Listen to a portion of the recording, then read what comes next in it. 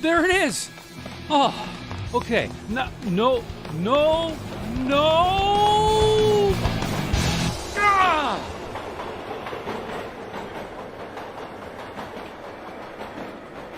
We at CoCoTALK would like to thank the patrons who sponsor our show. So thanks go to Al Hartman, Alan Huffman, Alan Murphy, Blair Ledoux, Brendan Donaghy, Brian Joyce, Brian Weasler, Christina Armstrong, D. Bruce Moore, Davey Mitchell, Diego, Disney Saints fan, Eric Canales, Fedor Stamen, Grant Leedy, Jason Bucata, Jason Downs, Jenna Farron, Ken Reichert, Kyle Eder, Malfunct, Michael Pitsley, Paul Fiscarelli, Paul Shoemaker, Richard Lorbieski, Rob Inman, Stephen Wagner, Steve Bjork, Terry Steen, Terry Steggy, The Backyard Shed Gang, Tom C., Tom S., and Tim Lindner. Thank you ever so much, patrons. CoCoTALK is an unscripted live broadcast. Anything can and will happen. The views and opinions expressed by members of the panel and the live audience are their own and not necessarily those of the CoCoTALK show, its sponsors, affiliates, or subsidiaries. Open minds encouraged, sense of humor recommended. If any off-color comments were made, we're sorry. Hi, this is Dale Lear, designer of TRS-80 Color Baseball, and you're listening to CoCoTALK.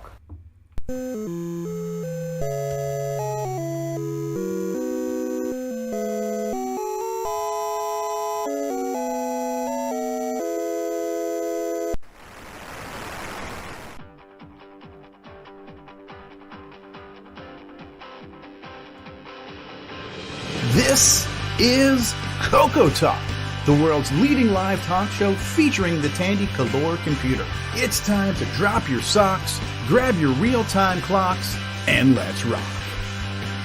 CoCoTALK is rocking the 8-bit world, keeping the Tandy flame alive. We may be mocked, but we'll never stop, 'cause CoCoTALK is rocking the 8-bit world.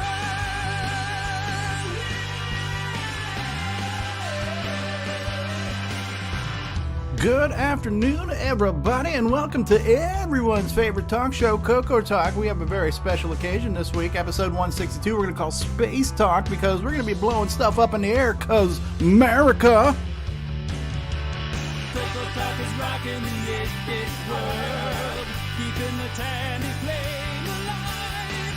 We may be mocked, but we'll never stop, 'cause CoCoTALK is rocking the 8-bit world.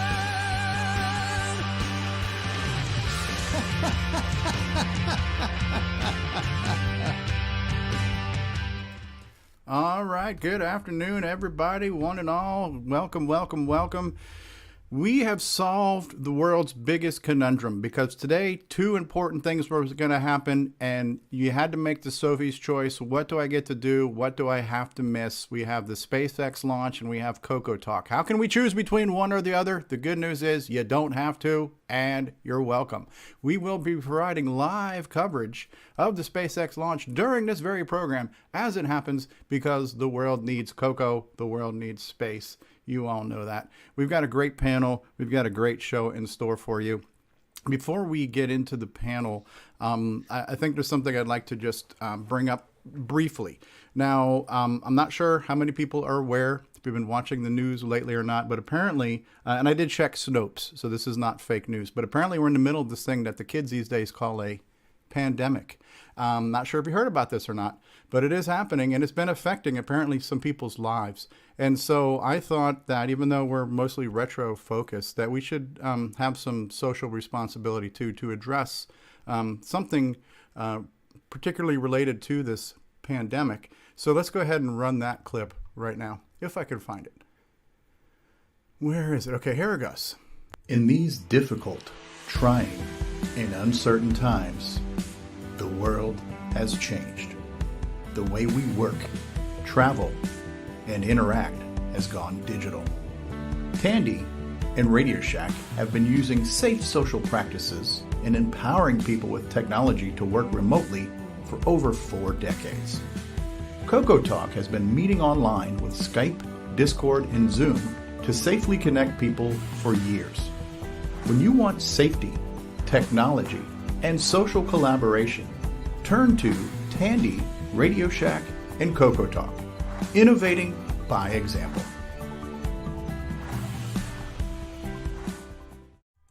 And there you have it. Cool. Crickets. Helps when I you're would not say at it's soundboard when something you we need could it. hear over and over again. That's right. All right. That's I'm it. happy to see Fletcher got work again. That's awesome. And that's what I spent the past 9 hours this morning working on, and it just flatlined. And that's No, what it was that's funny. okay. That was good. And that's We were okay. all soaking it in. Well, all right, so we got a great panel for you today. Let's go around the room and let's see who's here. We have got a man whose name is so nice, we must say it thrice. It's Nick Marotta. Nick Marotta. Welcome, Nick. Hello. Hello, Good to see you guys. We have our backup engineer. I believe he is somewhere live right now in Houston. Mark Bosley is here. Hey, Mark. Hello. You've seen him on the bridge of the Enterprise, but he's currently in Arizona. Ron Delvaux is here. Hello, hello. Speaking of outer space, we've got L. Curtis Boyle with us. Good day. I'm not sure how that correlated, but that's okay. He knows the way to San Jose, and he knows a thing or two about Pi DriveWire. It's Mikey. Hello, Mikey. Hey guys, how's it going today? Excellent, excellent, excellent. We have a very special guest with us today. Mr. Tim Lindner is here. Hello, Tim. Hi, everybody. Thank you for being here. We have the Coco Man himself from CocoMan.biz. It's Jason Reichert. Hey, Jason. Hey, hey. Hey, hey, hey. Paulie Walnuts Fiscarelli is in the house. Hey, Paulie, how are you? Yo, how you doing? It's good to be here. How you doing? I'm doing just fine. All right. We got the backup singer to ZZ Top, Rick Euland's here with the beard. Howdy, all. I'm sorry, I should have said ZZ Top. All the way from, is it Denmark? Where are you, Simon? Simon Jonasson is here. Are you in Denmark, Simon? Yeah, it was last time I looked. Okay, I can't keep up with you. You're all over the place. All right. So, and the panel's moving around. Alan Murphy is here. Welcome, Alan. Groovy greetings, everyone. I believe he's on the road somewhere, probably going to get some apple crap. Mark D. Overholzer is here. Hey, Mark. Hey there, just on vacation in Eastern Washington State. Eastern Washington State. Excellent, excellent. Mr. Dave 6809 is here from O Canada. Hey, Dave, how's it going, eh? Hi, everybody. Welcome to the program. The Thunder from Down Under, Nicholas Marentes is here. G'day, Nick. G'day, everyone. We have the Slayer, Paul Thayer, author of this week's Game of the Week. Timberman is here. Hey, Paulie. Hey, hey, hey. And then I do have a question from David Ladd. David, are you excited to be here today? Oh, hell yeah, everyone. I'm ready to see how this train wreck goes down the rails today. I've got home at 4 a.m. from a LAN party, retro style, overnight. So I'm tired, I'm pumped, and I'm full of caffeine. Let's get this show on the road. All right. Well, something anyway. I'm drinking a David Ladd right now. Yes.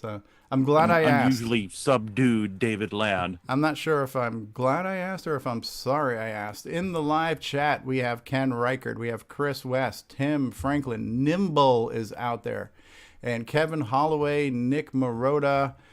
We have James Jones in the live chat, David Ladd, Curtis Boyle, Mark B., Tim Franklin. I believe I've said hi to the live chat. Hello, everybody. So the clock is ticking. We do need to get into the Game On segment. I think there's one more clip that we do want to run before we get into the Game On segment, and that would be everyone's favorite segment of the show this week. If I could find it. I have got way too much stuff here to look at, and even though I have tried to organize it. Are Restreambot and Timberbot related? They could be. They could. Here we go. Here's time for everyone's favorite segment of the show. It's time for everyone's favorite segment, Who's New to Discord This Week? Well, this week we send out a welcome to MacGyver DB, David Brenneman, West Video, Chris West, Saburo from Japan, and Timberbot. And a special thanks go to David Ladd, Rob Inman, Alpin Grace, Paul Fiscarelli, Terry Steggy, and our patrons for boosting the server. Join us on Discord by going to discord.cocotalk.live. All right. Hello and welcome to Discord. Hello, hello. All right. So we are going to jump right into the Game On segment of the show and the Game On results and all that good stuff. Nick Marotta, are you ready for me to press these buttons? I am ready. Okay. And here we go. And now, CoCo Thoughts by Samuel GIME-X. Sometimes the CoCo is I never wanted to be a thinker at all. I wanted to be a Timberman. The colorful graphics, the unlockable characters, Ron Delvo.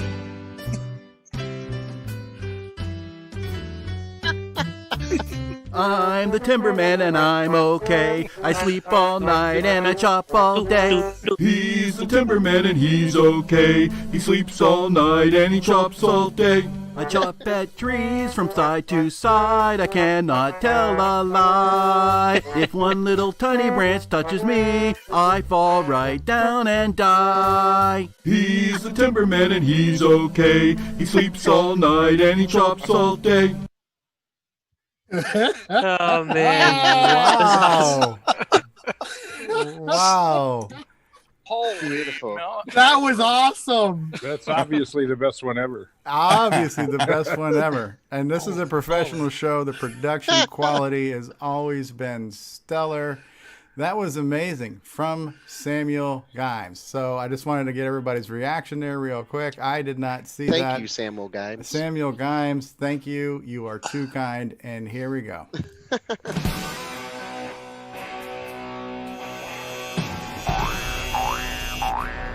High Score Challenge with Nick Marotta.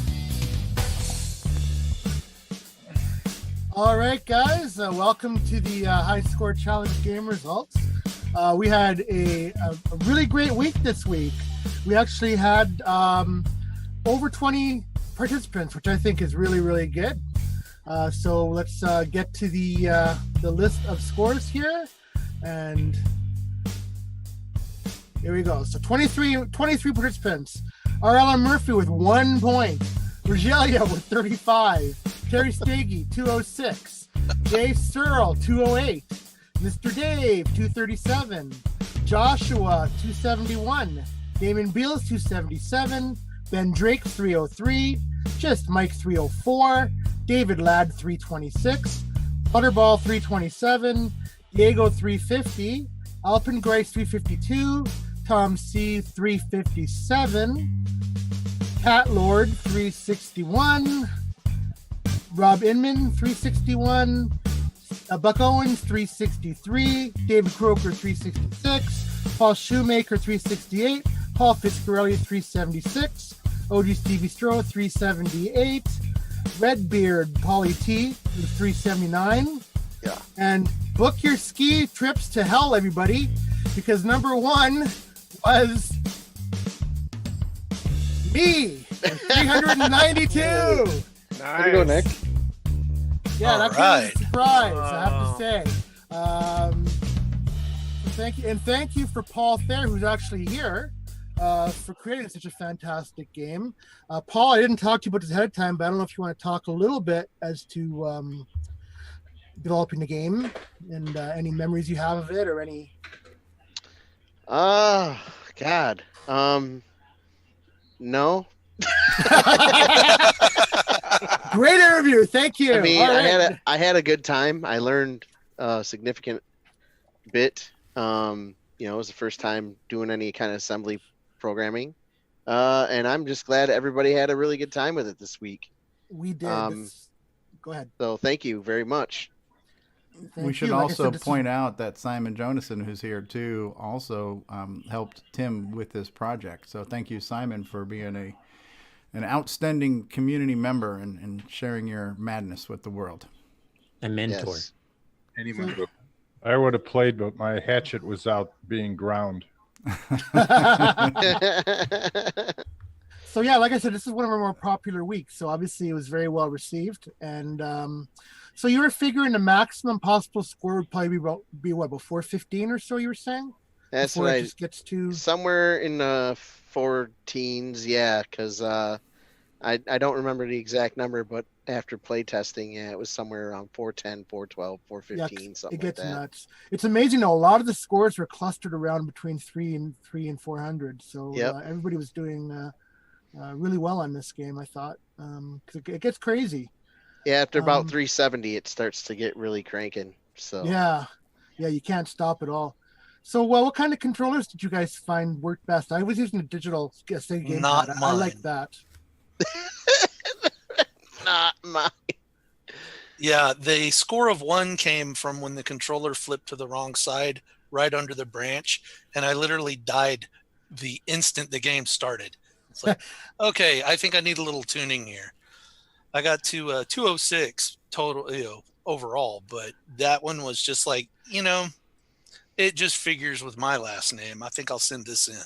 Exactly. Wanted to immortalize that. So, this is probably contrary to popular belief, but or popular opinion, but my favorite to use is the deluxe. Oh wow. Yep. I don't like the button on the deluxe. I find it to be just too awkward to rapid mash. And, Long throw. And I ended up using a Sega gamepad, generic Sega gamepad with the digital adapter on my CoCo 3. And I loved that. That button was so mushable. I could rapidly mush the button, and I could just thumb pad left and right and quickly whip back and forth with a single tap and mash the hell out of that button. It worked out really good for me. So you had said last week, Paul, that there was this secret unlockable. I assume we did get that, right? Was that you with the guitar? Yes. All right. I'm not listed as one of the unlockable characters, but if you get 375 or higher, I will appear. And I'm not a big fan of smashing guitars, but it was pretty cool. So nothing happens to the guitar. Oh, it's amazing. I know. Yeah. And for those not aware, guitar is known as an axe, man. It is. When you're cool like Stevie and you know the lingo. That's right. So if you get 415, do you get a double neck or what? Yeah. Why don't you try? Somebody try and find out. That's what happens. The answer is no. You publish the source code. Now, if you can actually manage to get a 0 score, you unlock the ukulele. Steve, I'm thinking something I can't really say right now, but yeah, I am too, Nick. It should be a negative score to get the ukulele. Okay, these are my friends. Thank you. Yeah, so thank you very much for this game, Paul. I'm really glad to see that people responded well to it, and you had a few people pick up a copy this weekend. Yeah, so that's really good. I like to show what's out there in the community with continuing software and hardware development, and if we can support the developers and keep things going, it's really fantastic. So, does anybody else have anything to talk about with? Well, Paul, do you want to mention the fact that what was the inspiration for making this game? Like where you got what was. Without me saying it, I was going to give you the chance to say it. So. Oh yeah, well, I mean, I got the inspiration from the phone app of the same name, and the fact that it was the graphics are very similar to what you could produce on the Color Computer 3, and I'm like, well, that looks like that might be easy to pull off. So yeah, it translated really well. But you learned better, right? What? But you learned better. It really wasn't easy to pull off. You still did it, but yeah, it wasn't quite that easy. No. Have you thought about different games that you can come up with the same, similar fashion working thing? No. Like, are you interested in porting any other mobile games over? I guess would be a question. There's been a few. Yeah, I mean, before I wrote this one, I wrote Blocked in Basic, and that was close to. That was a phone app that I found. Mm-hmm. Yeah. But I didn't do that one in assembly or anything like that. So. Now, we're getting a little bit of background noise from somebody, so I'd ask people to kind of self-mute when you're not speaking. And I mentioned this when we were talking about this in chat on Discord. This is not the first time a mobile game was ported to the CoCo. And the first one I recall, actually, well, there was also Flaggin' Bird that Steve Bamford, a.k.a. Bosco, did. So Steve Bamford ported a game called Flappy Bird, where you just kind of move up and down as you're scrolling across the screen. So that was ported to the Dragon Color computer, and I believe it was even ported to the MC10. Yes. And by the way, I would like to say, for the record, for years now, I've been saying that the MC10 is incredible. It's a fantastic machine. It's wonderful. Amazing people developed for it. Jim Gary, incredible guy, making amazing software. So Flaggin' Bird was a retro app ported to the CoCo family. And then Lee Patterson did Bouncy Ball, which was based on a iPhone game that looked retro-ish that he ported to the CoCo. And then he ported the CoCo version back to the iOS in a game called Bouncy Ball NG for Next Generation. And by the way, Simon Jonason also helped Lee Patterson with that. So surprise, surprise, when people are making projects, Simon's usually helping out there. So this is the third. What about the Dino one? Dino War. Yeah. Well, that was retro when retro was original. Oh, Run Dino Run too. Yes, ported from. Yeah, it's based on a Google game, isn't it? Yeah. On the web browser, right. actually. So there's been a number of now things ported to the CoCo that were inspired by mobile stuff, and so it's almost like a tradition now. So it's kind of cool to see that. I think that's why his nickname is the Invisible Man. It's behind the scenes. He's always behind something. No, fun game, absolutely fun game. Very well polished, very professional looking. The first game I've seen for the CoCo with unlockable characters, which is it's a common theme now in modern games, but it's the first retro system based game that has that unlockable characters. And it was in this run that we did that I got the last 3 unlockable characters. A matter of fact, Simon Jonason is one of the unlockable characters, the Madman. He's using a CoCo to chop the tree. Paul Thayer was an Easter egg, but I unlocked Paul, the Easter egg, and I unlocked the other 2 guys that required you to get strings of 200 or 300 chops 3 times in a row. So it was... Those are tough. Yeah, Scuba Steve, and who was the other one? Homer Simpson looking dude, right? So I unlocked those guys this week playing the game. So it's kind of cool that even though I've had this game for like 2 years, I got inspired to play it, and I got more stuff out of it these past couple days too. So it was a good time this week. And of course, you did the Christmas edition one too, where you kind of changed things up a little bit as well. Yeah, that was neat. Yeah, I like the Christmas edition with the snow, and yeah, it's really cool. So people played that one, and they're identical, and yeah, it's really cool. Yeah, I was actually trying to fit that into as an expansion to the actual main game, but the way I coded the cycle for like when you're in the character selection screen, for some reason I couldn't get any more in there, and I wasn't gonna mess with it too hard, so I just kind of wrote a demo, and I'm like, you know what, I can actually give this away for everybody. So nice of you. Yes. Okay, so should we so aside from the human players we had playing, we had somebody take it upon themselves to challenge themselves to create an automated player, and that player was known as Timberbot. And here to talk about that is Tim Lindner. Oh, I didn't make Timberbot. But yeah, I did make a robot playing Timberman. And I thought you called it the real Timberbot. Anyway, so yes. I got confused with the names. Okay. Yeah. Yes, it is the real Timberbot because I think it has the high score of 410. Tim Lindner bot. Timbobot. Timbobot. So yeah, go talk about so show us what you've done. So I should be sharing my screen. You are. I have my YouTube video up, showing the 410 I got. Very proud of that. I used MAME. MAME has a scripting engine called Lua, and it was rather quite easy. Line number 10 here, I test to make sure that I'm on the play screen, not the menu screen. This pixel 200,30 is a green color for the main play screen. And then I test for a brown pixel on the left-hand side and either move the joystick all the way to the left or all the way to the right. For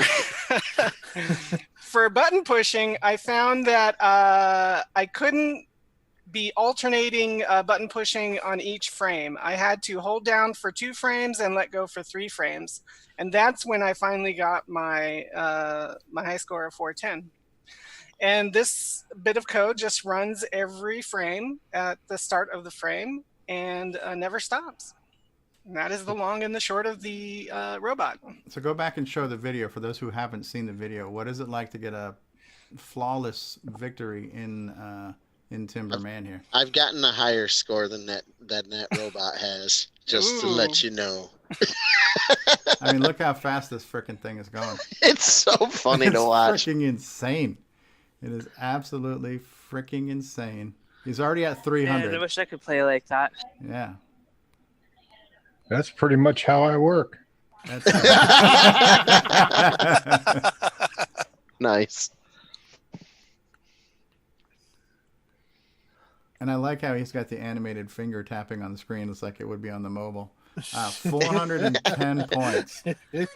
410 points. Absolutely insane. Now, but you were not the first Timberbot, because there was a Timberbot who joined Discord this week. There is another. Mysteriously. The original Timberbot, should we say. The real Timberbot. So there was classic Timberbot. There was a Timberbot out of nowhere. We got a new member to Discord, this Timberbot character, and then we started seeing screenshots, and these screenshots kept getting better and better and better as the week went on.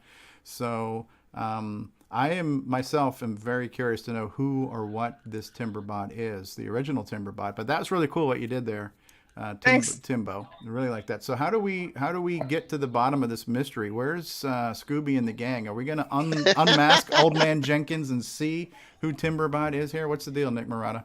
Yes, I believe we found some secret footage of Timberbot. If you could go ahead and roll I go ahead and roll that footage? Okay, here we go. I am Timberbot.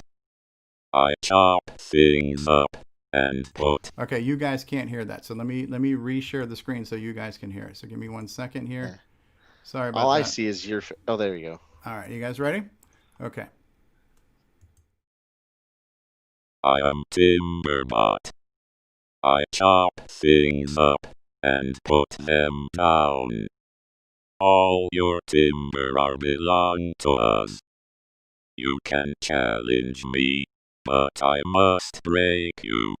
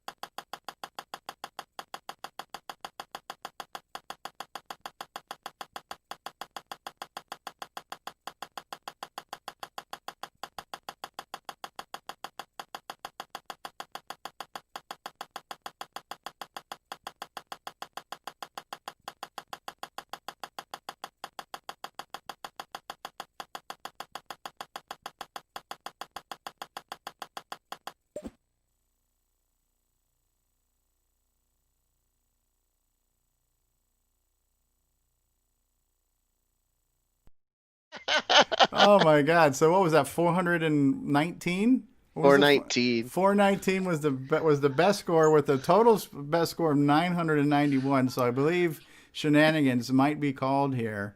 So the secret Timberman gonna reveal himself. I'm gonna tell you that the highest score that I've seen is equal 78. The first number didn't even register. Oh my goodness. So if you play this bot a second time, you're not going to get a different answer, are you? No. It might be because it's random, right? The way I don't know. I don't know anything about bots, unfortunately. As far as I knew, that was all science fiction type stuff. But apparently, bots are among us, and bots are invading our challenges here. And they look like they could play in ZZ Top. So I still don't know the origins of this Timberbot character. Is the truth out there? So I might be able to reveal a little bit of truth on that one. Okay. Fess up, mister. So, Timberbot was my creation. I had started trolling the high score challenge screenshots earlier in the week before he was disqualified, and justly so. First disqualification.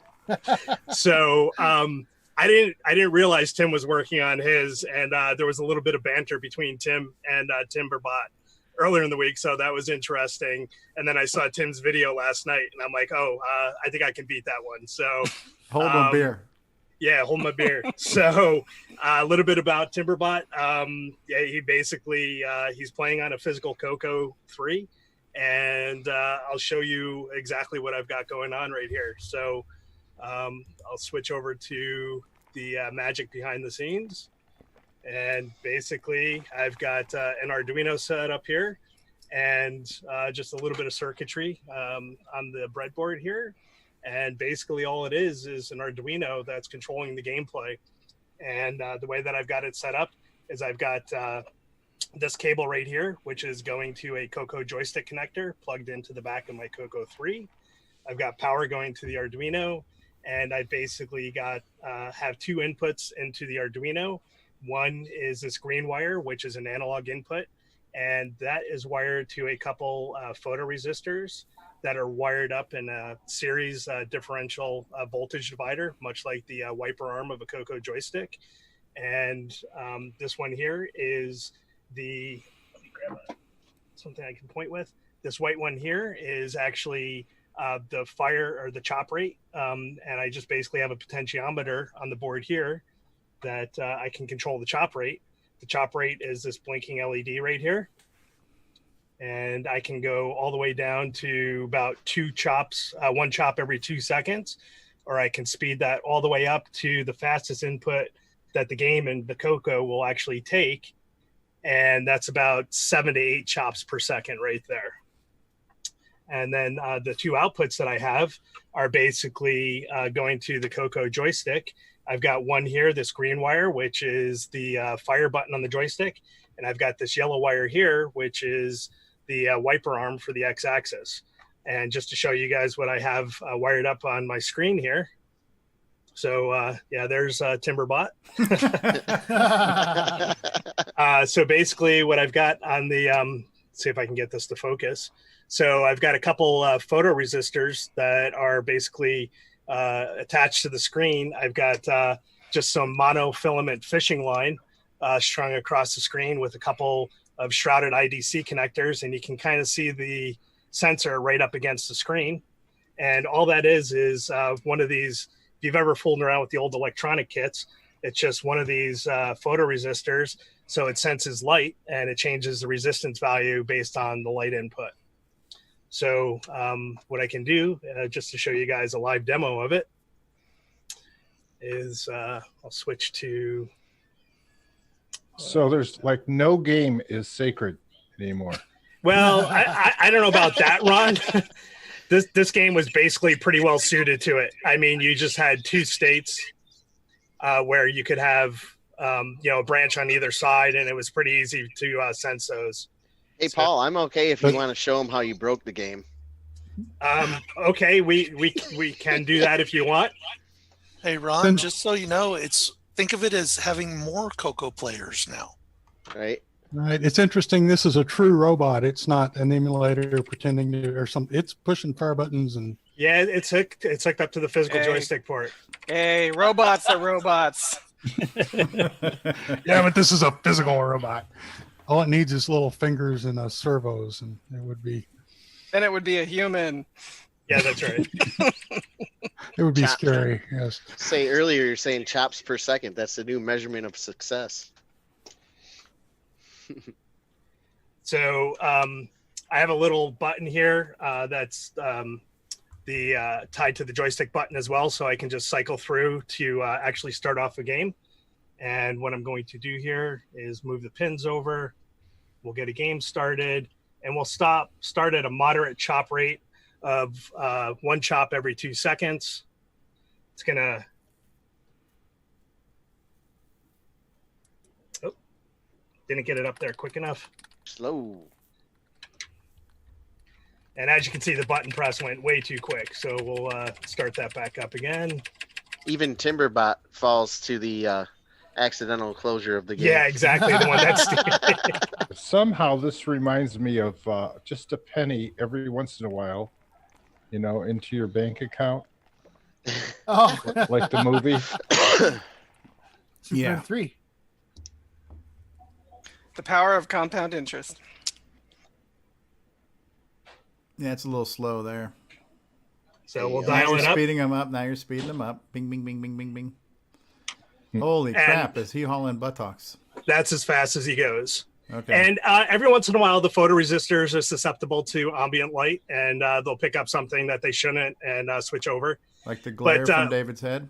Exactly. That's definitely one source. Ambient light and MAME.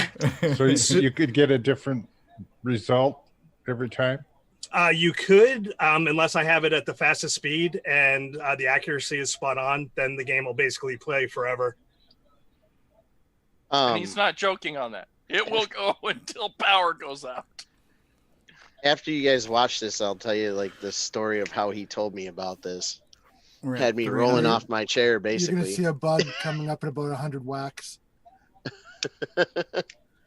We're at 350, 370, 380, level 20, 390. We're now in Captain, my 400s. VDG is overheating. 421, 427, Look 430. at the power meter. What happened to The the power timer meter? goes back up. Some How bug did that in the happen? game. Oh, there's a bug in the game? Some sort of bug in the game, yeah. So now we could just go infinitely. So now you're hacking this freaking tree forever. You must have rolled That's over. where the 991 came from. You must have overflowed Exactly. something. Yep. Yep, exactly. And if you loop it, I think the first character is like a exclamation point. Yeah, it's funny. So Paul hits me up on Discord. He's like, I found a bug in Timberman. I said, impossible. Inconceivable.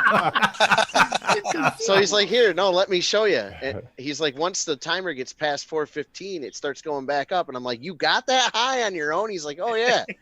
And he's like, here, let me show you the bug. And I'm like, you're going to be that consistent? And so he's like pressing the button in the background. And he's like, oh, my God, these deluxe joysticks suck so bad. Blah, blah, blah. He had me going the whole time. It was fucking hilarious. That was so funny. Oh, man. So Paul just trolled everybody this week. Yeah, basically. I couldn't resist. Note to That's so future funny. GameON players. Can we have this game next week? Yeah, and while he was like trying to get this all set up for me to watch, I was sitting there like going through the code, like, what did I do wrong? How do I fix this? But it's not humanly possible. So, yeah, exclamation point. Did you find the bug though? Do you see what's causing it? No, I can't. Exclamation point 32 is what the score just got. Yeah. Bang 32. So that's pretty funny. That's insane. So a couple other notes on this. So one thing I did want to mention is I originally had the voltage divider coming off these photoresistors going directly into the Arduino because I thought that the chop rate was going to get out of sync with those wiping back and forth. And as it turns out, it works perfectly fine bypassing the Arduino and just using the Arduino as a clock to do the chop rate. So that was kind of interesting to find. The code is actually only a few lines. I don't have it set up where I can show you. But one thing I did want to show you is a scoring chart here. I put a little bit of math behind it, but just to show you how challenging it gets for folks in the later stages. So basically, the way to read this, going from left to right, we have chop rate on the y-axis and the score on the x-axis.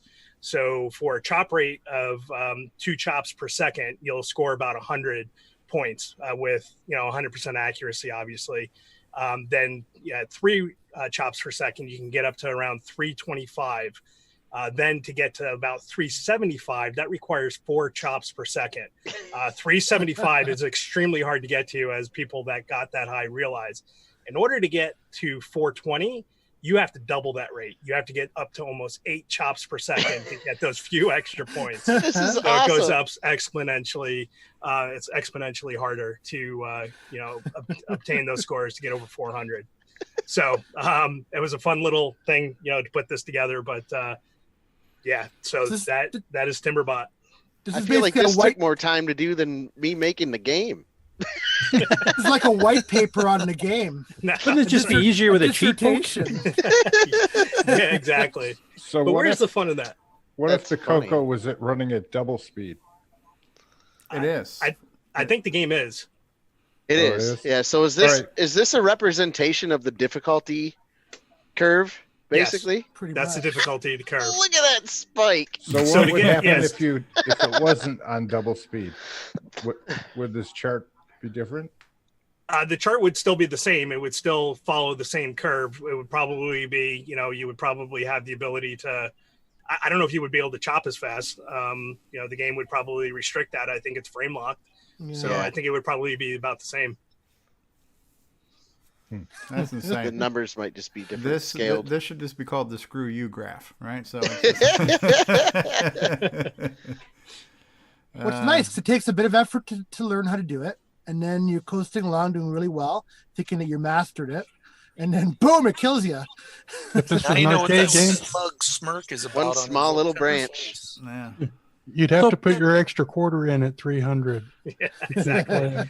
Paul, I'm wondering, is Timberbot going to be joining Boston Dynamics soon? They're right down the road from where I work, actually. Somebody asked if you'll be selling kits. I'll throw a gist up that people can download the code from GitHub and schematic. It's unbelievably easy once you see what it is. So if people want to try it themselves, they're more than welcome to. So just to put things in perspective here from a kind of a historical point of view, this is completely scientific. And we're seeing charts and graphs. We're seeing freaking robots and wires and all kinds of stuff here, anal probes, you name it.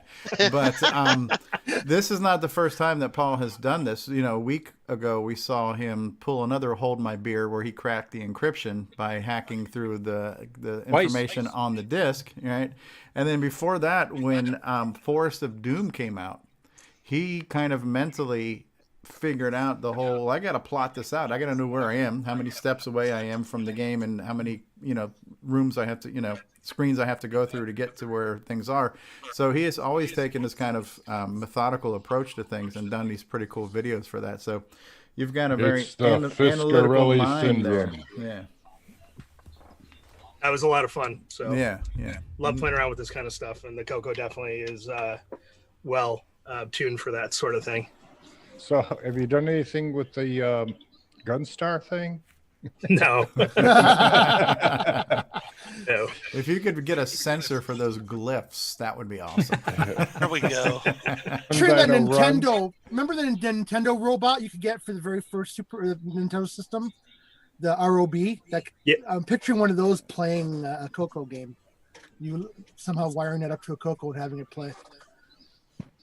That So from sounds now horrible. on, if somebody makes a game, it has to be tested by Mr. Fiscarelli in order to make it proof. I remember one of my inspirations for this game. Someday someone will make a machine that can play this.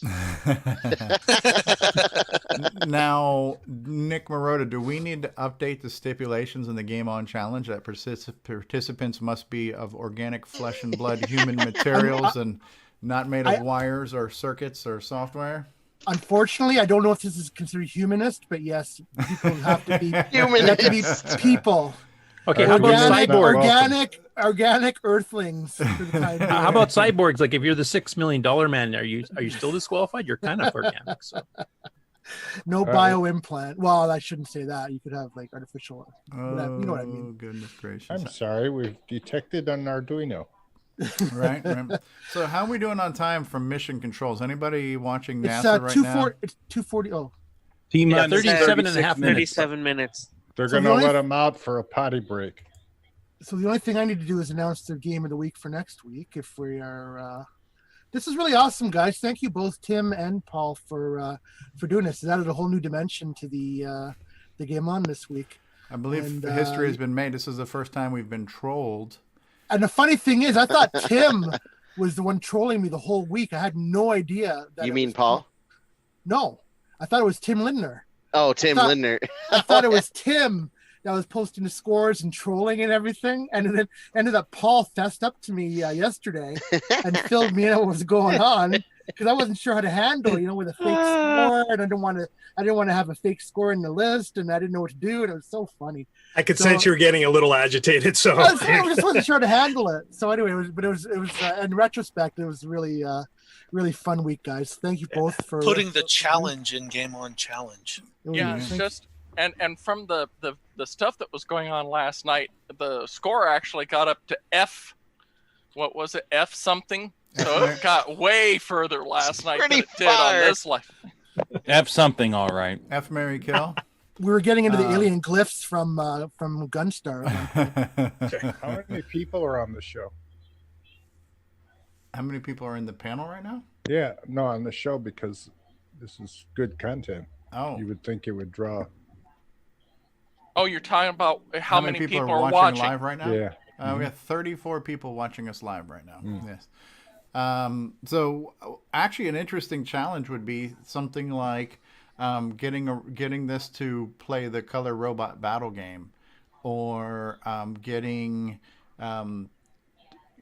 Cocos to play chess against each other, where you can write something in MAME or whatever to figure out what's going on in chess. I know it's going to be a lot more complex to figure out what pieces are on the screen. I know that's something to do, but it'd be kind of cool to see this project carried out into further dimensions where we can augment things and have machines play the Coco to do things. Yeah, BattleBots and all kinds of stuff. Robot Odyssey. It's 35 minutes to launch. There's a YouTube video series where they have 8-bit computers play chess against each other. Yeah. My dream project for this now is Nightmare Highway Bot. That probably wouldn't be too. Listen, Paul Fiscarelli's here. Don't encourage him. He's going to pull another Holma beer thing here, and we're going to have the power of Terry. And now everybody knows why. Now everybody knows why I can't make any headway on projects. Earl. Well, thank you guys, and thank you to everybody who participated again this week and made it a really, really great week. Now, Stevie, I'm going to go ahead and grab control just to show off the game. You've always been grabbing control, Nick. You're drunk with power. Go ahead. So, in keeping with the space theme, I picked a game that was somewhat space related for next week, and that game will be Lunar Rover Patrol. Oh, cool. Now, for those of you using a CoCo 3, there is an RGB palette patched, not patched, but an RGB enhanced version, palette enhanced, on that you can get from Nick Morenti's site. I believe there's a CoCo VGA one for this one too, isn't there? I think there is, yes. So, so this is our game of the week, Lunar Rover Patrol. So hopefully we get a good turnout again this week, and thank you to everybody who continues to make this a successful segment. Fun game. All right, you have some GameON news, right, Curtis? Yes, I do. All right, how about we first? We'll do a commercial break, and then we're going to come back with some GameON news. So I'm just trying to think. Since I spent so much time working on that new production this morning, I'm going to run that one twice. But I want to figure out what do we want to do? We'll laugh this time.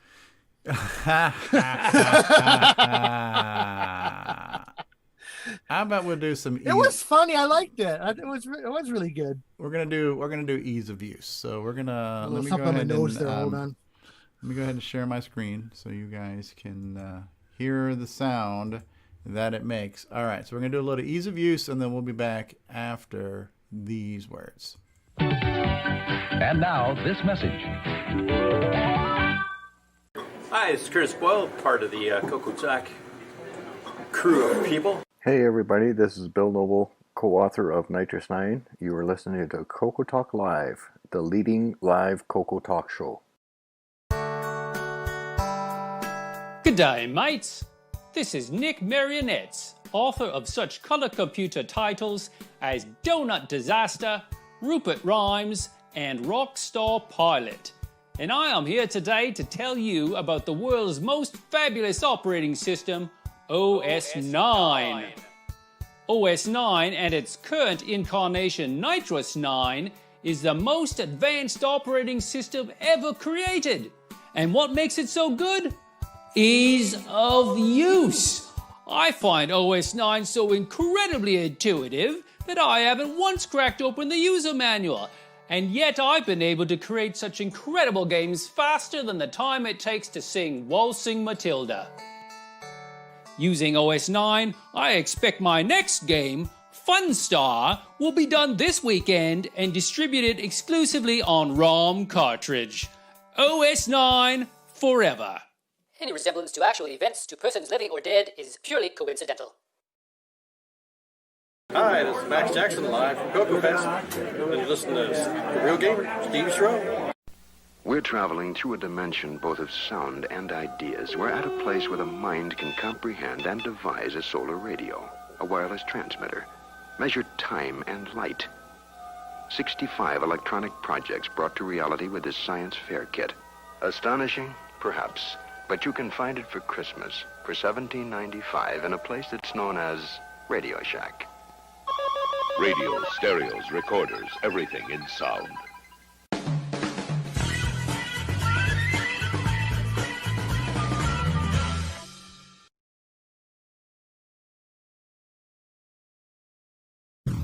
A whole new approach.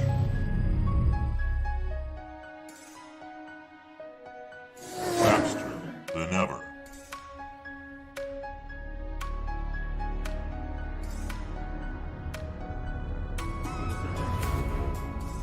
A window to a world of possibilities. Clear your expectations.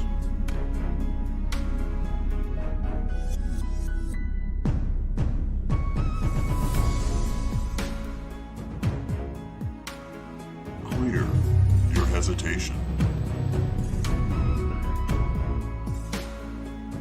Just hit clear.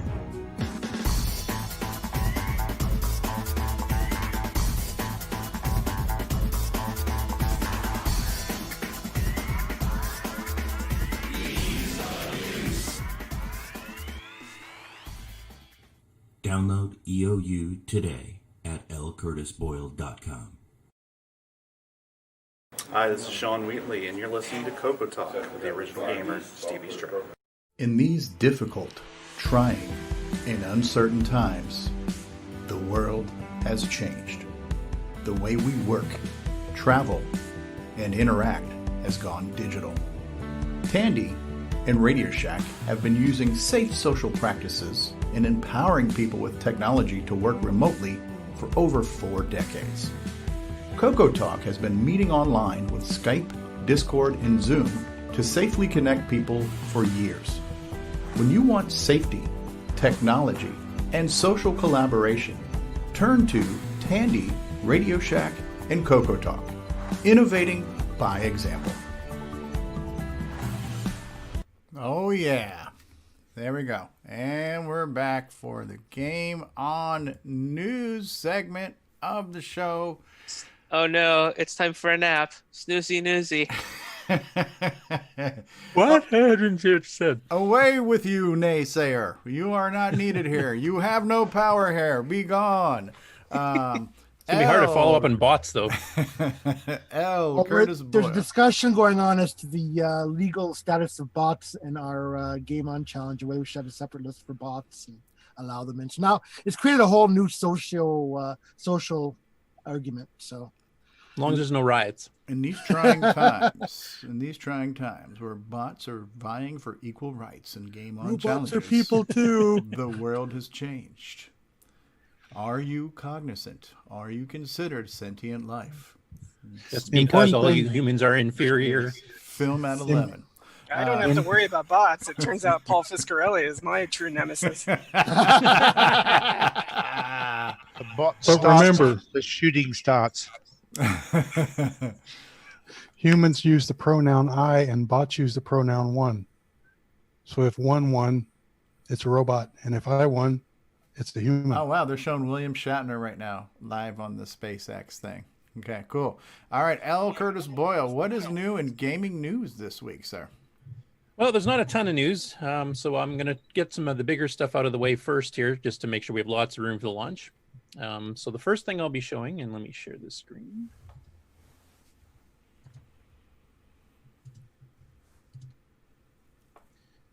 So the Amigos released on Wednesday what will be the second last CoCo show for the foreseeable future. For those who have not heard, John Schuller, the man on the left on your screen, just accepted a new job at the beginning of the week here, where he's actually going to be working at West Virginia State University as the director of institutional research. So he's got a lot of stuff to learn, a lot of training to do. So they kind of hemmed and hawed and talked back and forth between the two of them. And John just feels he can't do justice for all the various shows they've got, because they try to play the games like numerous days to really get a good feel for it.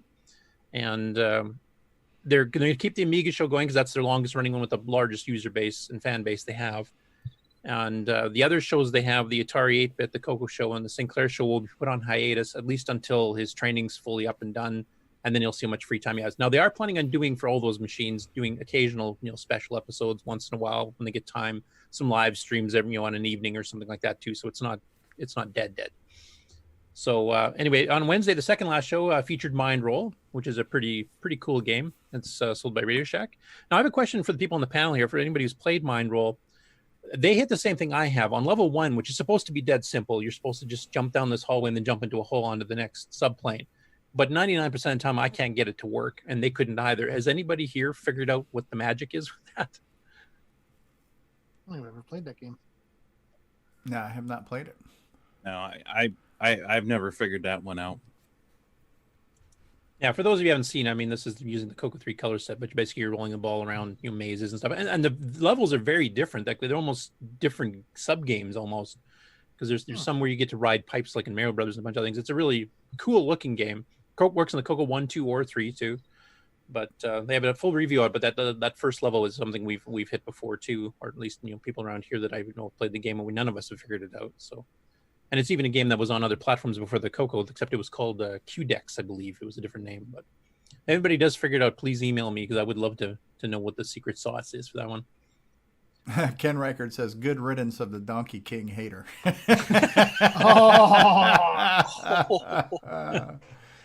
Okay, and then on Friday, yesterday, they did their live stream on Twitch that they usually do. And this is the last episode of the Sinclair show, the last episode of the CoCo show for now, and then the current Amiga show.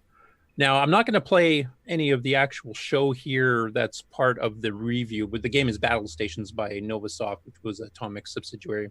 So it'll get officially released on podcast and on YouTube on Wednesday. So if anybody wants to watch it, that's the place to go get it. I am going to play about a 6-minute clip here, though, where they're kind of talking about what the CoCo meant to them. Really? As they did the show. 6 minutes? Really? Yeah, 6 minutes. So I'm not sure how loud Twitch is compared to YouTube. So you guys have to let me know if the volume's too much or too little. Although some of this stuff I paid some bucks for. You can turn it down. CoCo 3 is a good example. That was not given to me. I had to pay for that bad boy. Oh, and I should mention that you also paid for my CoCo 3. Turn it down so you're a mark for CoCo 3s. you're like the Saint Nicholas of the CoCo 3. Let me tell you, and I've probably mentioned this on this show before. I'm going to mention it one more time just because I can. I know you, Boat, and I knew because you had a CoCo 2. And I was like, CoCo 2's got no video out. It's going to be RF. And I know Boat. CoCo 2 has limitations. He's not going to be able to play everything. And I know Boat. I knew if I was going to get you into the CoCo scene, you had to have the easiest, most thorough and complete way into that scene, or you were out. because this is a man who's told me I'm no longer doing original hardware. You've told me that multiple times. And I'll tell you what, because this is the last episode of the CoCo Show for a while, I do want to soliloquize a little bit, if I may, why I love the CoCo so much. Please. The CoCo is really the only computer for months and months and months and months that I've played original. Whenever I play the CoCo, 99% of the time I'm playing original hardware, and I'll tell you why. Number one, no external power supply. I don't have to fool with some extra brick. Number two, it's got an SD storage solution that works, and it works great all the time. You put all the games on there, you can see them, navigation's a breeze. Whoever set that thing up, genius, okay? And number three, the games are my kind of games. You hit the enter button, the game pops up, you start playing, you know what to do almost right away all the time. It's sit down, have some fun, get out. None of this, I know that there are people out there that are into the applications, they're into the OSs, they're into all that stuff. Give me the games, give me as fast into the game as I can, and I'm happy. That's why the CoCo 3 is awesome. Yeah. I agree with you, and I will say we've talked about how much we like the SDC on this thing. It's the top of the heap. You can use the joystick to navigate it. It's plain Jane. It's also powerful. If you need extra weirdness, that you have to do, it's great. I think the CoCo 3, and you can see why the price has gone up on these things substantially, even since we've been getting into them. The CoCo 3 is the top of the heap for car computers.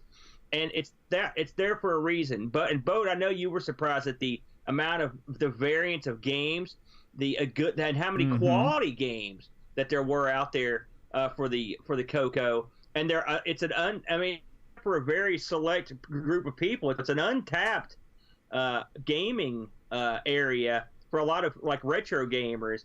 I was very fortunate because I grew up with it. I knew it was out there, but even I've been astounded at some of these as we go back to play them, how much fun they still are. And when you don't have to fool around with doing a bunch of crazy stuff to get into the game, it's almost like a console. It's very, very similar. You just get in there, and it's almost like an 8-bit console. I love it's great. Ironic. And the thing is, you console. can't discount the friendliness of the community either. I mean, I would never. I would disagree with that.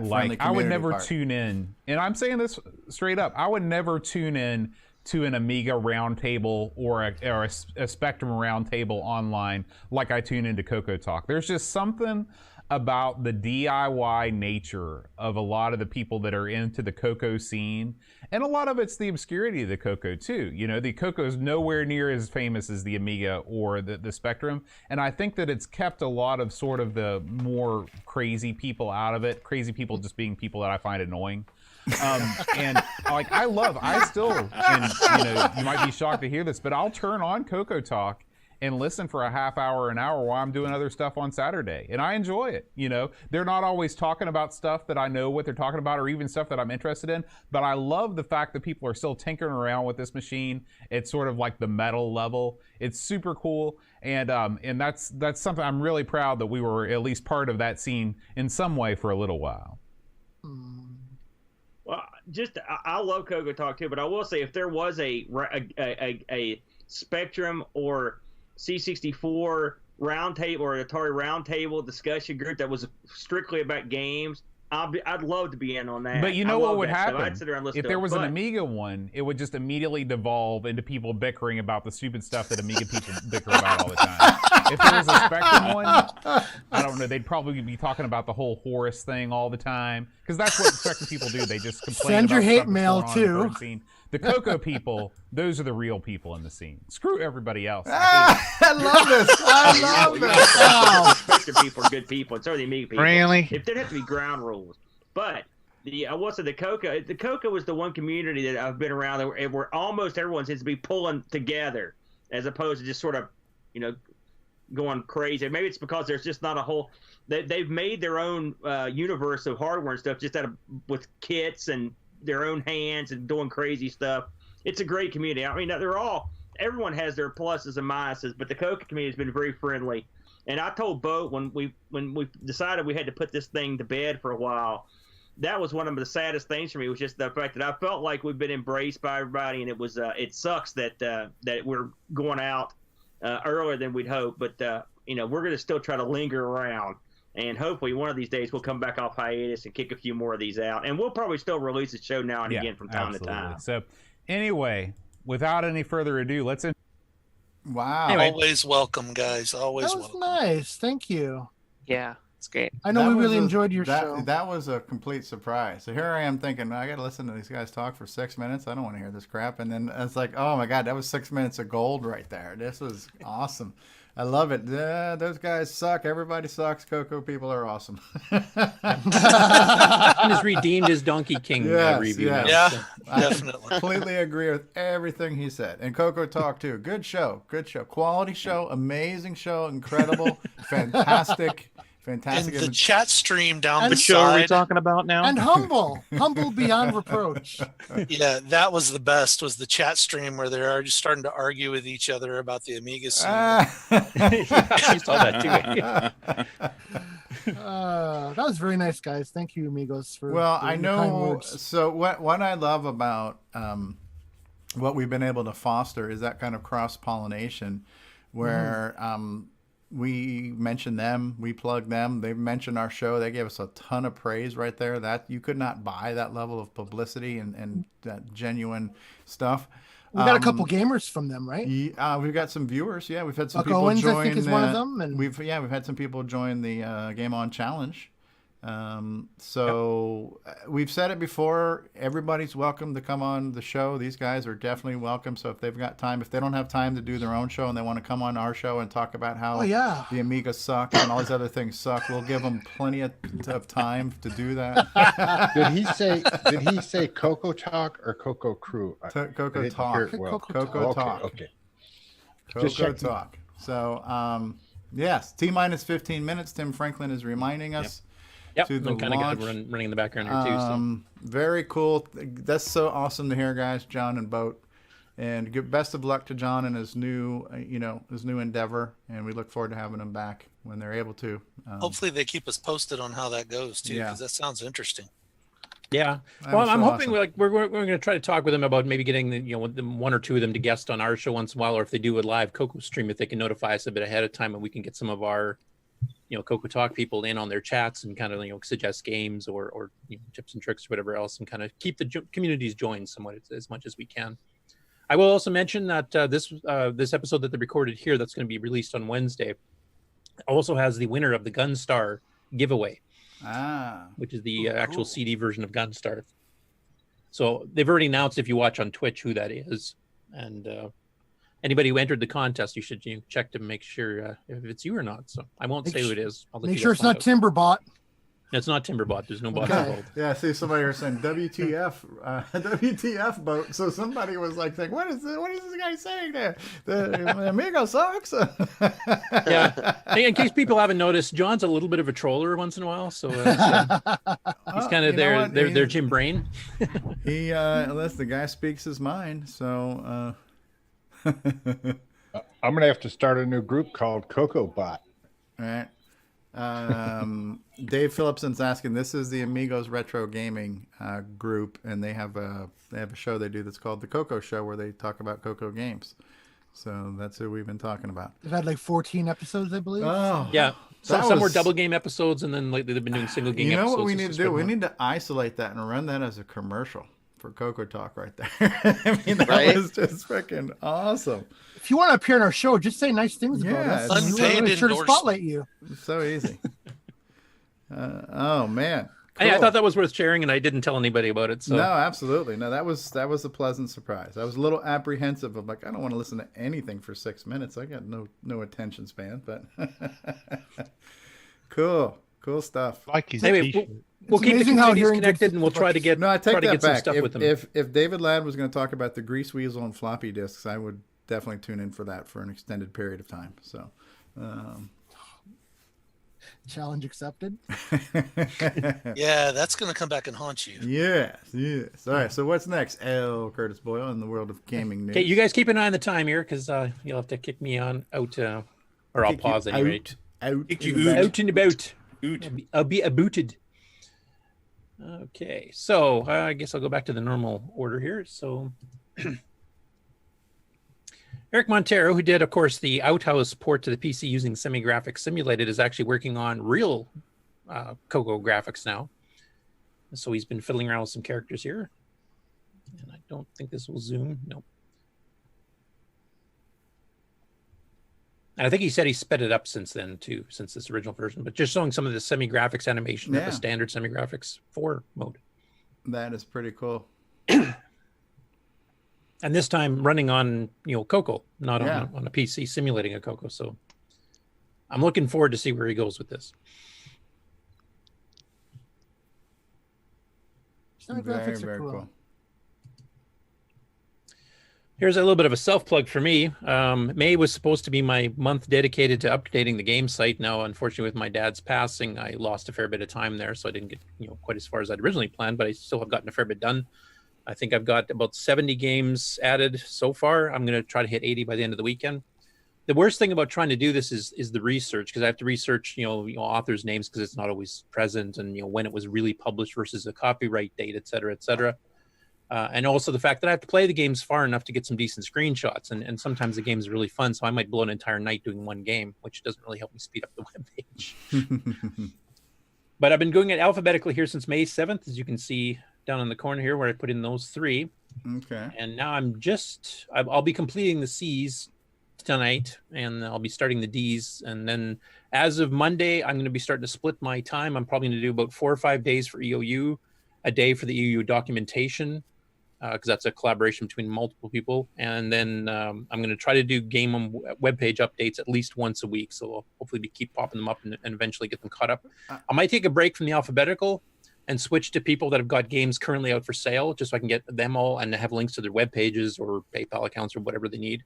So any authors out there that have stuff for sale that want to send me a link, what the best link is to either get information or to do the actual ordering of your games are, just send me an email, and I'll put the links directly into those game web pages.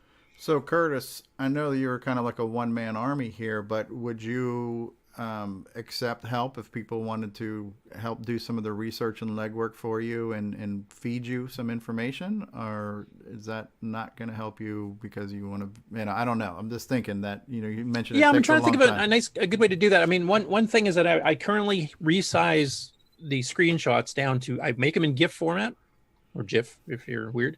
And I make them a certain size, because my whole point of making this as retro and as simple as this is eventually I do want to write enough of a browser on the CoCo itself so you can actually browse my own games page from your CoCo and actually see all the screenshots pretty close to what you see on the website right now on your CoCo itself, on a CoCo 3. Wow.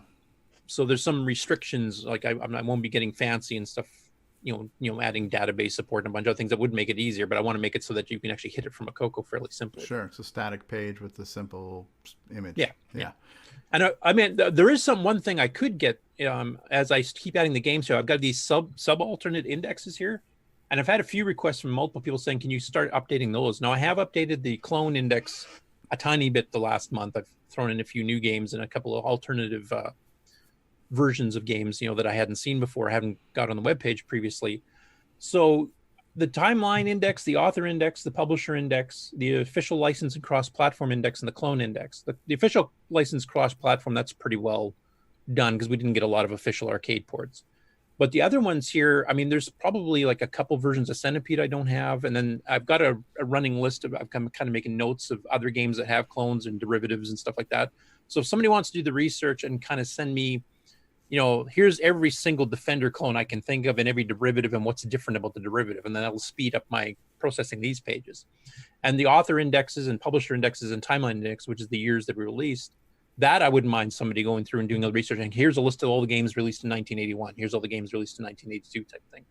Because that takes a lot of extra time and that I don't need to be directly involved with. So if somebody wants to help with those alternate indexes and then send me the list, then I can get those done a lot faster. So that I would definitely like some help on.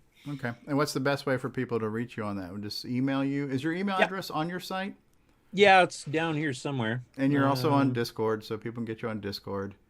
Yeah, Discord. I just look for the guy with the mullet on Discord. You'll find Curtis there. Okay, there's a link that says email me. Okay. Yeah. So very cool. Yeah, so this is great to see that this website, which has been kind of a great pillar of knowledge and resources, is getting some much needed content added to it. So thank you, Curtis, for doing that. Yep, and I'll keep plugging away. I'm actually going to schedule it at least, like I said, once a week now. From now on, I've neglected it sometimes for like a year or 6 months or whatever, and then I'd pop in a couple new ones, and that's it. I'm actually going to schedule it so that I'm staying on top of it a bit more. But like I said, I think after tonight and maybe part of tomorrow, I'm going to switch to new games. So if anybody has games currently on sale, fire me an email in the next 24 hours, and I'll try to get them all up as of Sunday night before I switch to doing EOU stuff next week, so that you guys will have an alternative place that people are looking for CoCo games and find my site first. They'll actually have direct links to wherever you have your ordering set up. Or if you have a page devoted to it, then it has a sub link for ordering off that. Then we can promote some of the newer software. So I'm hoping like John Strong, Nick Morantes, Bruce Moore, Paul Thayer, everybody else that has stuff for sale. Send Roger it up. that. Okay. Ken Can Make It did say, I see a lack of furniture. There's a couple of the Andrew Perkursky games from T&D do have some furniture in them, so that's not quite true. But, All right. Okay. How are we doing for time? We got 6 minutes. They haven't scrubbed yet, so I'm assuming it's happening. I think they're going to go 59. 1 minute left. 59. No, 59. Yeah, it's like about 5.5 minutes almost. Okay, so I'll just breeze through this. This will be the last of the game news anyway, and then regular news I'll do after the launch. There's not too much of that either. Cuthbert Dragon, which has been doing all the Dragon games on live, Real Dragon, on an actual CRT that he films, put a whole bunch out this last week. There's a few here that I could play, like Tee Off. This is the Dragon version. The CoCo version has artifacted colors. It's a golf game. I don't know if too many people have seen that one because it's a bit more rare. Some of these other ones I've recently demonstrated. Arcadia was one I hadn't seen before. Speaking of Flag and Bird, it's center of that screen there. That's the one I mentioned that Bosco had done. Yeah. And there was a couple others here. Monsters and Flight. Flight, I think this is... It looks similar to the Prickly Pear Flight Landing Simulator. I don't know if it's the same one, just converted for the Dragon. Monsters was one I had not seen before. Okay, and Jason has posted the link to this YouTube channel in the live chat, right? CoCo Man? Yes. Yeah. So for those who want to drill into this and check out all these videos, then please do. Now, before the launch is happening fairly shortly, is there any one of these that you guys would like to see? I'll just scroll up so you can kind of get the recent list. I mean, most of these you've seen before, they're standard CoCo games, but there are a few that are more Dragon unique. Is Flag and Bird available on the CoCo, or is that a Dragon only game? No, it's on the CoCo and MC10 and the Dragon. I mean, since we mentioned it earlier, I can throw that one up too. Like Arcadia, I hadn't seen that one before, I don't believe. Leggett, I think. What do we have up there? Ruby something? What row are we talking here? Top row. Ruby Raba. I think that's one Stevie actually demonstrated here a couple months ago. The one where the whole line of stuff slides over as you're moving around.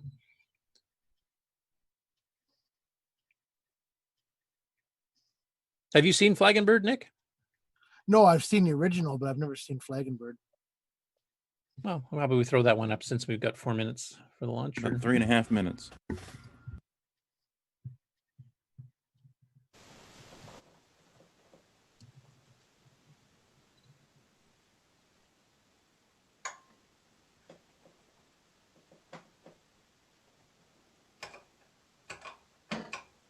That's about how I score on it. I was going to say that was... Paul Fiscarelli, if you want to make a robot to do this game, that would be awesome. Oh, yeah. Is that a keyboard? Is that keyboard? Yeah, I think you just tap the space bar to jump. Oh, wow. Yeah. This one might be a little bit hard, but let me see what I can do. Hold my beer. The robot would go ahead and make its own self-destruct mechanism. This is one frustrating game. Yeah. But look how smooth it is. Like the background scrolling and the kind of, multi-plane scrolling and stuff.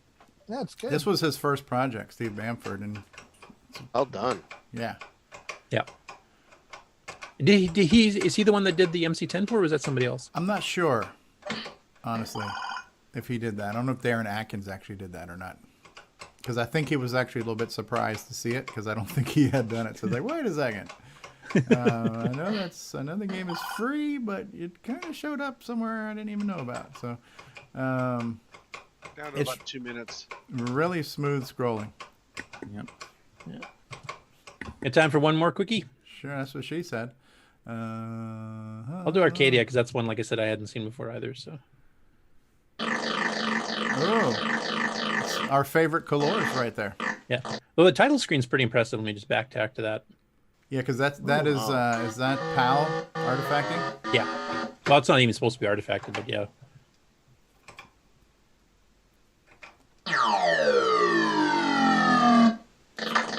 This is a great segue since it's space themed. Yep. Oh, I like the explosion sound. It's fast.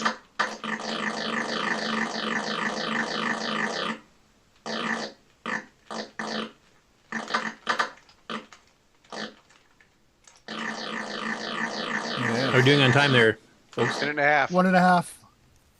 Oh, yeah, I'll just let this run for another 30, 40 seconds and I'll cut. Oh, the stream must be about 30 seconds behind. All right, let's go ahead and let's get ready to watch the live. All right, are you done sharing? Okay. Okay, very cool, very cool. Well, history is about to be made. I need to see if I can add into here. Let's see. We're going to add it into the screen. Under a minute. Yep. CoCoTALK salute. Hold on. Buck. Oh, that's the wrong thing. I do have one here that's just called left screen. So we can go ahead and bring this up here for the meantime. Go for launch. It looks like the YouTube's about 30 seconds behind the live TV you guys are seeing. So. Yeah. Yeah, because we're at like T-minus 10 on TV. Okay. Yeah, 1 minute 10 here. T-minus 30 seconds. Yeah. No spoilers, Jason.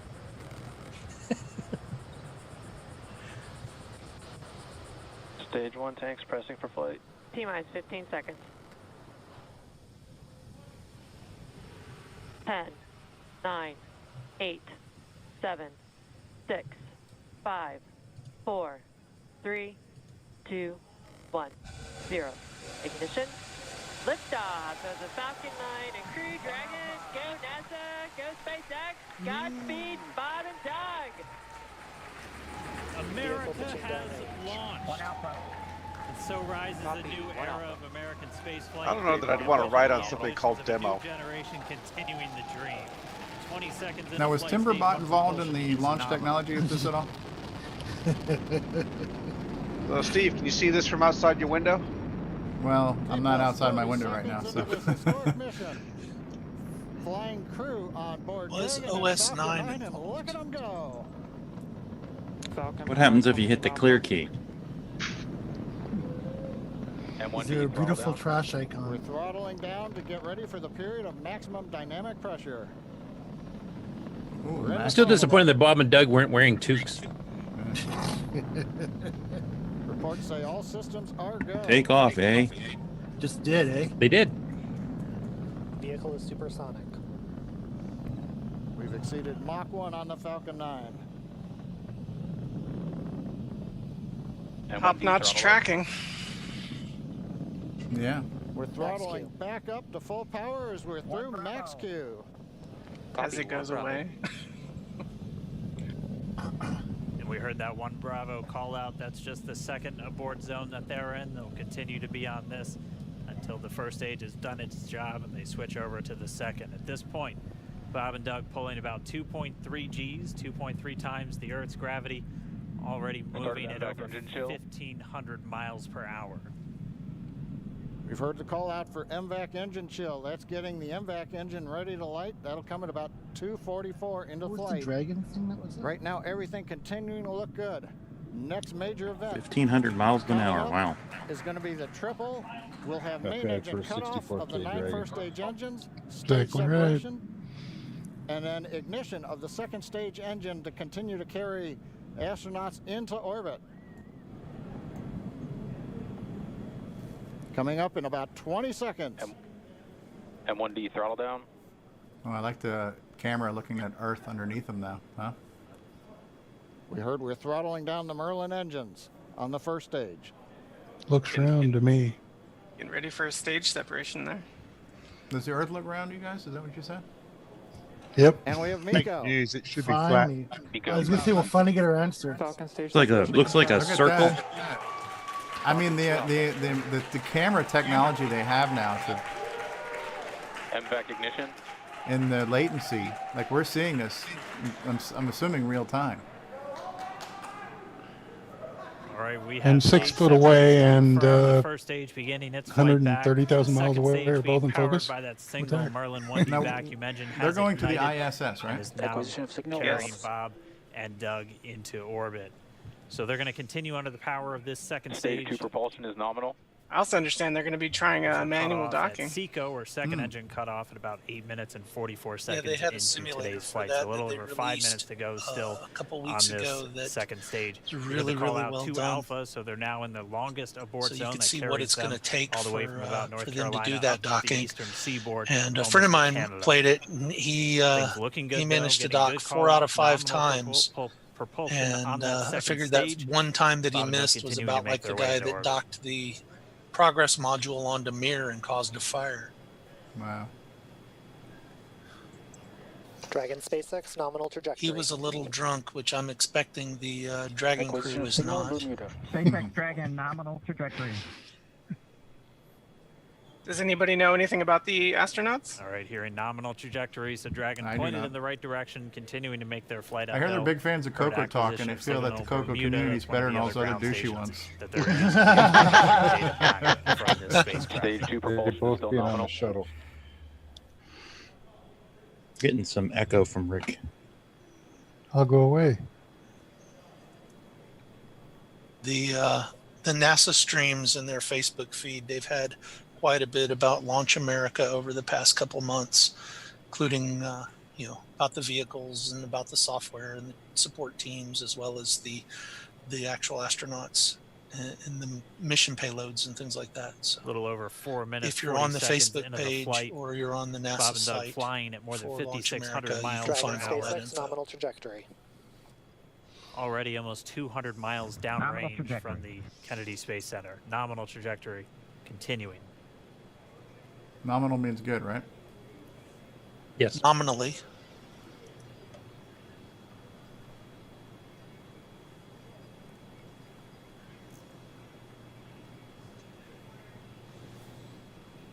And while they continue uphill, looks like we are getting a view of the first stage I as don't. well. I don't want to brag, Yep, on your but right screen, CoCoTALk you has can got see enough that first technology stage with the to bring Griffins NASA deployed. It's into making its its way own back to broadcast. attempt to land I'm on just saying. our drone ship. Of course, I still love you. Where's today. when's the We're part just when they about shoot the a car minute, out into a space? couple minutes away from the entry burn, and that's where 3 of That was a the fun 9 Merlin engines Yeah. do Cars were so ignite not to this help year. slow the vehicle down as it This year re-enters is back peoples. into the We're Earth's shooting atmosphere. peoples into space. And then after the entry burn will be the landing burn, which is just a single engine Dragon burn. SpaceX nominal I think trajectory. on the bottom looks like a giant fly swatter. And you heard Starting chill. Yeah. there's that That's to call take care out. of the They murder are hornets still coming on from a nominal space. trajectory on Dragon. Space Still Murder on Hornets, is that second your new stage, and game? that's that MVAC engine on Space second murder stage on the left hornets screen. from outer space. Sounds like a National Enquirer headline. Slightly And then on irritated. your right screen is that first stage. Ken's booster probably coming already back programming that. towards our drone ship. Yeah, Of course, I maybe. still love you. We're about a minute away. The MC-10 from port entry is burn. done now. Meanwhile, that second Their stage speed continuing to power continues to Dragon go. into orbit. Again, if you're keeping an eye on that timer, It's that's amazing gonna how continue to burn Comet until looks 8 inside the minutes and capsule. 44 I mean, there's seconds like no into flight. vibration or So a anything. little I over mean, 2 probably minutes from much now, different we'll inside, call but out it looks CoCo. pretty calm. It'll then be a little Stage 2 under, or a propulsion little is still over, good. a little over 3 minutes until Dragon physically separates. Yeah, from but the I bet second if you stage were of looking the at the Falcon 9 telemetry off of after the upgrade. astronauts Dragon themselves, SpaceX you would see nominal that it's trajectory. not calm at all. Dragon Tappies nominal Oh, that's so trajectory. cool to watch.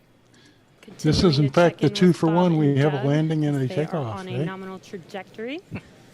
Did you just say take off, Just about eh? 10 You seconds did. away. Hey. Oh, they did. I must be too close to Canada. So Take off, the, eh? Should be able to see That's that a Bob and Doug live. statement right there. Take off, eh?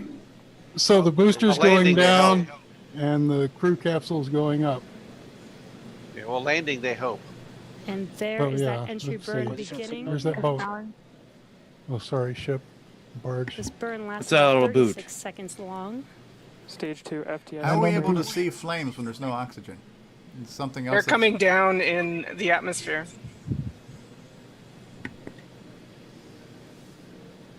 Oh, they're coming down already. Continues. We're just about The a minute booster is away being from retrieved. CoCo. We'll have a number of events. That's all coming down in your happen backyard. in rapid succession. That's coming If down you in look to California. your left, Stevie, you'll see.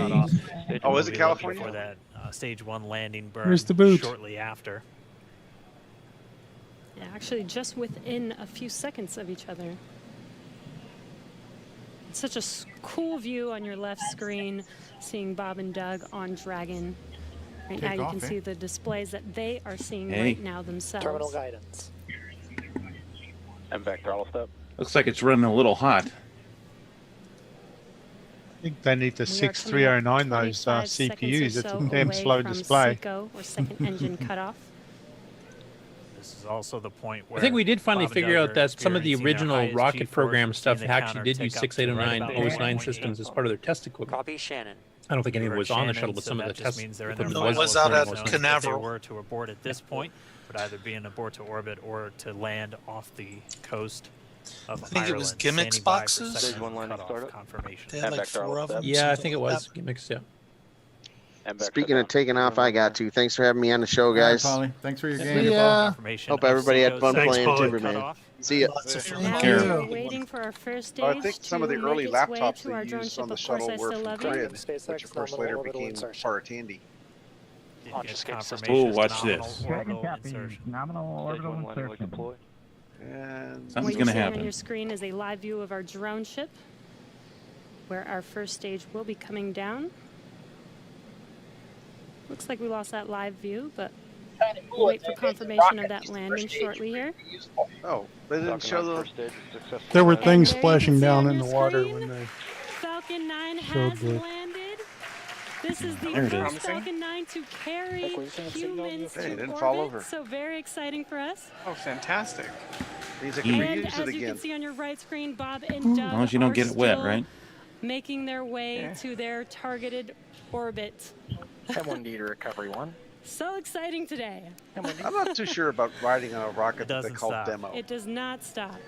All right, we did hear again Sounds that too call out close to good beta. orbital insertion, so that means They're Falcon all 9 and experimental Dragon right now vehicles. exactly where they're Every supposed single to be. launch. Well, And we yeah, need but- FRC on the And IC it's right demo about is 12 also minutes demolition, when Dragon ramming will into separate. something. It's better than Looks like one we that's saw a called zero-G irregular indicator or floating factory around second. there. I know Bob and Doug owe us a little Let's bit take about Scratch what and Dent exactly that project is to that the they brought orbit. up with them. Hey, we put man on the moon with the lowest bidder. And before separation, before They're showing Dragon off initiates microgravity. separation from the second stage, they do Yeah, make well, sure Dragon floating to around. make they do ensure that It's good the vehicle's booster not made it spinning okay. and I don't know is what the in waves good are like up by Florida condition there, but- before we separate. That's right. The upper stage does small attitude maneuver using some cold gas thrusters built into the rocket body itself. I know it took off from California. I don't know if they came back to California. Exactly. So we do expect that separation to occur So in Nibble about is a saying he minute doesn't from see any now, but couches in their flight path. They do wait until we have full confirmation that it is ready to I separate. knew they're missing something. Nightmare rendezvous. Such cool views. I cannot get over this view that we are seeing right now. Bob and Doug on the So right what kind of time screen frame do we have inside of till Crew Dragon, IIS?